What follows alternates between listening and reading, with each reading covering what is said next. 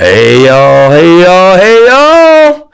Guess what? Dun dun dun dun dun dun dun dun dun dun dun dun dun dun dun dun dun dun. Boom boom boom. Y'all know that thing, don't you? I know you do. You should. That's the theme of guess what? One of the greatest sporting events in history just happened over the weekend. 49ers versus those Kansas City Chiefs, baby. Hey, hey, hey, hey. I told you guys not. And I said it, and I know I said it because I was there when I said it. I do not, me, that is I, that is me. I do not, will not ever bet against. Who? 1, 5, 15. Okay? I don't bet against 15. And we're going to get into a little bit in the show, and we're going to tell you why. Right now, I am your host, LA, of course, of The Bases Are Loaded, where we do things on a 3U basis. You know what those bases are. Guess what? It's undeniable. Always unapologetic and sometimes unrelenting. Not necessarily in that order, okay? We're going to get into it, folks. I promise you. The Super Bowl happened this last Sunday. The first time, Allegiant Stadium. Oh, Viva Las Vegas. That's right. What do you think about that, Shaquilla? I know it's been probably hard for you to probably stay in the county limits of the ATL, but you probably would have gone out there and showed off a little bit. But guess what? We're happy to have you here with us. Anyway, guess what? Mike Lowry, my man, safe travels while you're doing it. And listen, let me tell you something. Just what we thought. It was going to be a show. It was a pageantry at Viva Las Vegas and Allegiant Stadium, very first time, of course. And guess what, folks? It did not, unrelentingly and unapologetically, they did not misrepresent. Mr. Usher, we'll talk about him about that halftime show. He actually brought the ATL to Viva Las Vegas, and it was nothing more than a star-studded event. We talk about from LeBron to of course, we don't mention her, the Swifties. Hey, guess what? We're going to have to dispel that rumor, folks. We're going to talk about that a little later in the show. I need your opinion about that. Let me know. Did she actually help the Kansas City Chiefs? Or did she hinder them at all? One would surmise that she probably didn't, considering they won the Super Bowl. Back-to-back champions. Okay, let's get into a little bit about that game, because I promise you, it was one to behold. It was one of the best Super Bowls. I had my aunts. I was at my cousin's house, and I promise you, I had aunties and aunties and uncles. And guess what? They were actually watching the game. They hardly ever watch football. Okay, especially on what? On the Lord's Day, Sunday. But they had to watch. Who is this little Mahomes cat?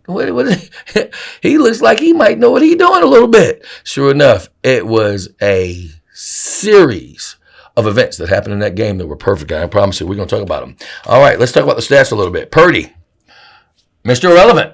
Hey, guess what? I don't think he's going to be called that no more. My producer's looking at me probably saying, nah, he's shaking his head a little bit.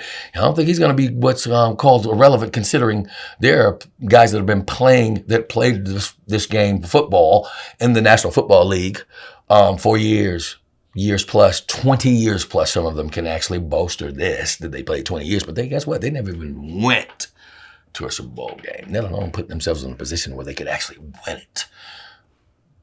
Mr. Brock Purdy. Mr. Irrelevant, 292 was his number when he actually got drafted. Guess what? He led the 49ers, beating two insurmountable teams to get there. No one said they would, but guess what? They said no. Brock Purdy, in his loss, guess what? He still was almost not necessarily perfect, but he played a game. Folks, he played the game good enough to win. That's why I'm sorry for you 49er fans. I know you guys had hopes, and your hopes look really, really promising. But Brock Purdy didn't let you down, did he? He was 23 for 38 on his passes, and his yardage was 255. One touchdown for him. And guess what? 0 interceptions, okay? But to the chagrin of, Chiefs Nation. Hey, Chief Kingdom, excuse me, not Chiefs Nation. Chiefs Kingdom, baby. We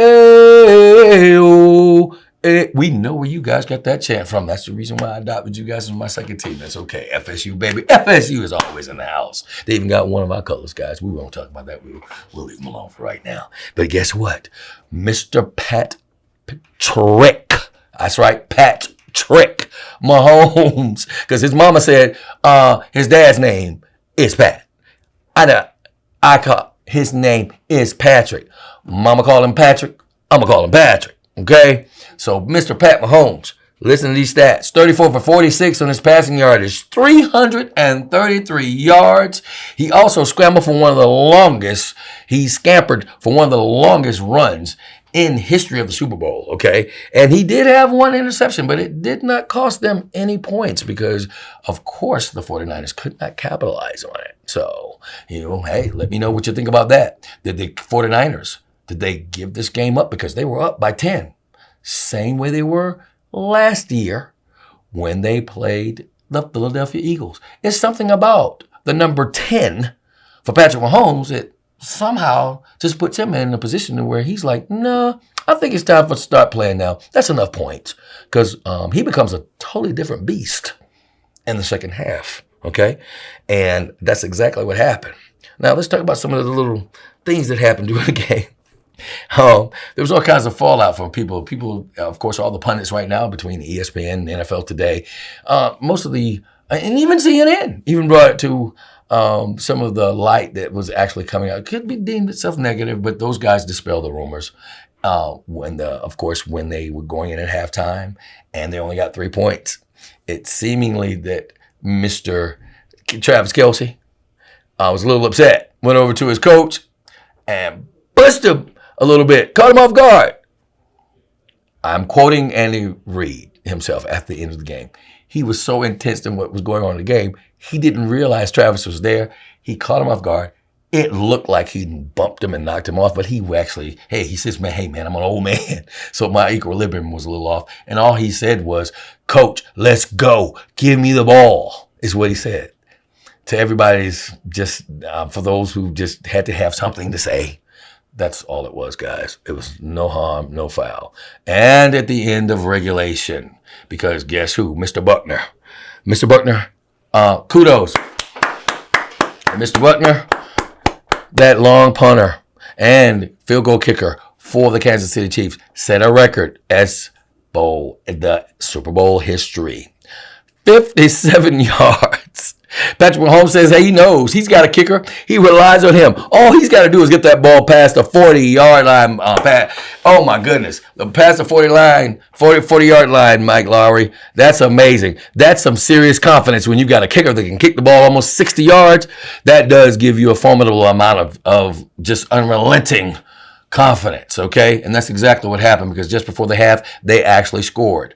But if you notice on the sidelines, there was a little skirmish between him and McCole Hardman, who had missed a route. I guess he was supposed to go right, and instead he went left. So Pat Mahomes had to throw the ball away, which of course ensued that long, of course, field goal. And they seemed like they were getting on each other, and Pat was getting on him, but it wasn't a situation like they said, like the media said, and of course social media, who likes to blow things up. We love you blowing mine up. Blow me up. Subscribe. Talk about whatever you like to talk about, especially the stuff that doesn't sound good. I love it. I love the feedback, okay? But yeah, there was nothing there. No harm, no foul, okay? That was just a situation that was blown out a little bit of proportion. There was nothing more than two competitive people. They were going at it. Those guys wanted to come back and do exactly what they ended up doing, because you can bet your bottom dollar. At the end of that game, nobody was mad at nobody, okay? Because they were in Las Vegas, and they were about to party. Woo! Okay? Hey, guys, I'll tell you what. Let's talk about this a little bit. In the football news, I don't know why nobody's saying it, okay? And again, I want to congratulate those 49ers on a winning season, and maybe they can come back and do it next time. But all the kudos go to the Kansas City Chiefs, who said they are going to three-peat. So we'll get back later on in the years to come to see if they actually can do that feat. They'll be the first team to ever do it. You can leave me a comment. Let me know what you think. Do you think that Patrick Mahomes, along with Kelce, and of course that magical coaching display that Andy Reid puts on every year, he and of course Spagnuolo, who is a defensive coordinator, tell me if you think they could possibly repeat and three-peat. I'd like to know. Leave me, of course, the notes in the comments and let me know what you feel. I'd like to hear it, okay?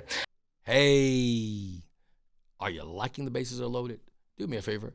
hit that like and subscribe button and tell some more people about me. It keeps me coming and keeps you happy and keeps me smiling. Thank you.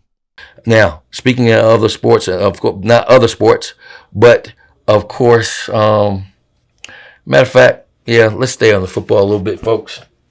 Listen here. What is going on? We live in a world where the number one coach, arguably, in history of pretty much any sport, Mr. Bill Belichick. Bill Belichick has 7 rings. No, actually, he has 8 rings because he won one with, of course, the New York Giants. That's why I got that giant hat on there. Belichick, you can come home if you want to. I really do believe it. But in lieu of him coming home, Mike Lowry, Belichick does not have a job. What in the world of hemoglobin is going on when the number one coach, arguably in history of any sport, cannot find a job? I need you folks to chime in. Let me know what you feel about that. Do you think Bill Belichick is ever going to get a job? Because through the rumor mill and through, I'm going to quote, Mr. Arthur Black here in Atlanta, Georgia, where we are, this beautiful city. Mr. Black said, Mr. Home Depot himself said, I never offered him a job, folks. And it was never to the point where he had to turn anything down. Hey, that was a little bit surprising to even me about that one, because I just knew that he was going to bring, of course, who he did actually get. Of course, congratulations again, especially Black History Month, Rasheed Morris. But my man, we wish you well here in Atlanta.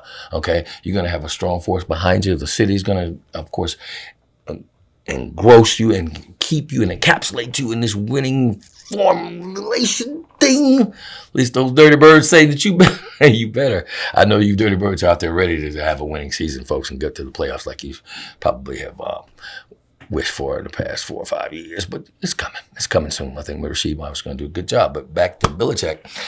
I don't understand. How is it that he does not have a job yet? Well, we're going to see. I would love to hear what your feedback would be. Let me know in the comments. What do you think and where you feel like he should go? That's a great discussion.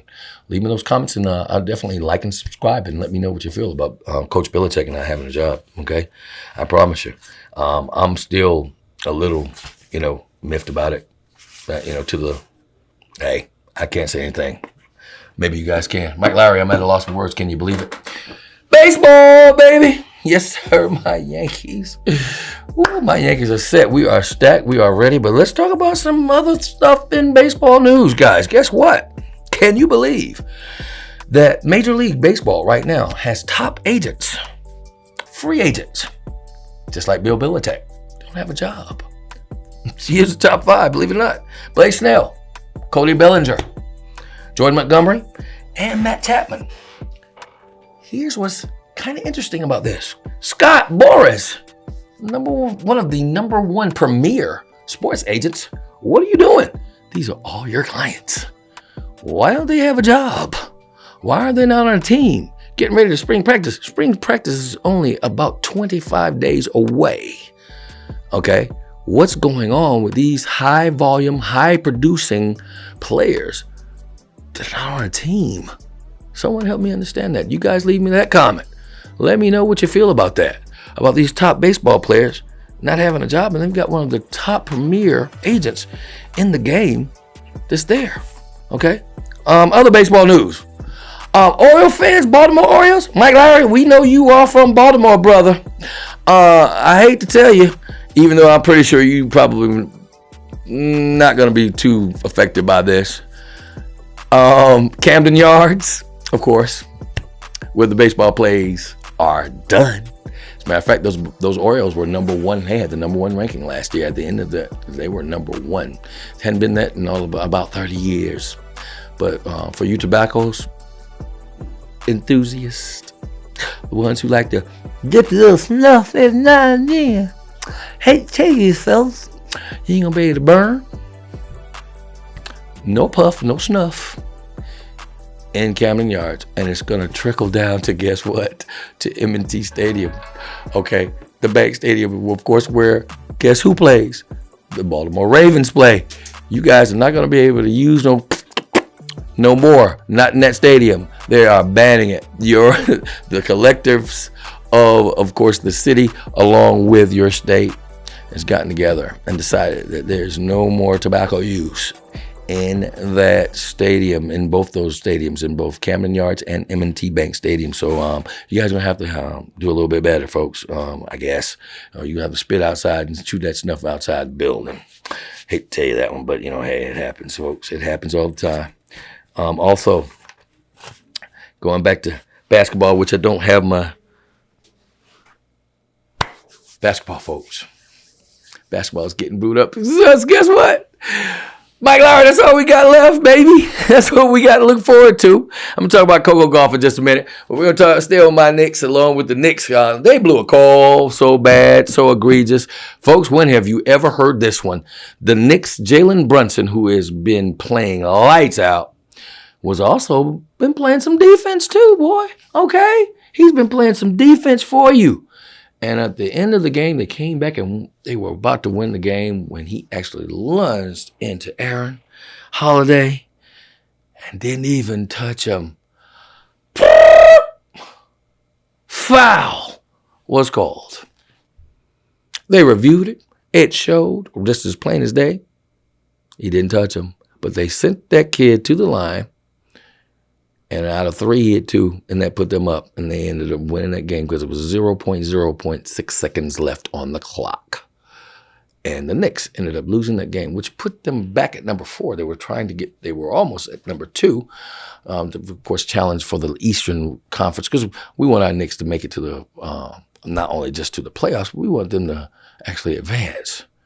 But that game might have hurt them a little bit because it's getting down to it just before the All-Star break. Is coming up pretty soon. But would you believe this is the first time in history that the actual ref actually admitted that he blew that call?